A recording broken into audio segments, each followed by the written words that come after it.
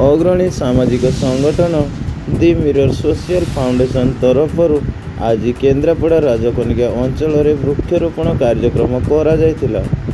अनुभूति हेउथिबा ग्रीष्म प्रभाव सह वर्षार आगमन हेबारु एही वृक्षरोपण कार्यक्रम करा जायतिला।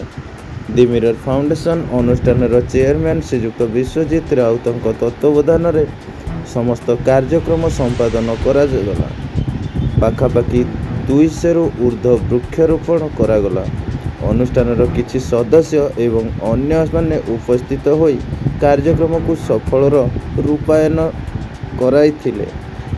एही कार्यक्रम रे ज्योति प्रकाश विश्वाल, जगिया प्रकाश विश्वाल, जय प्रकाश विश्वाल, टिटू विश्वाल, सुकांति विश्वाल आदि उपस्थित रही कार्यक्रम को सफल करथिले।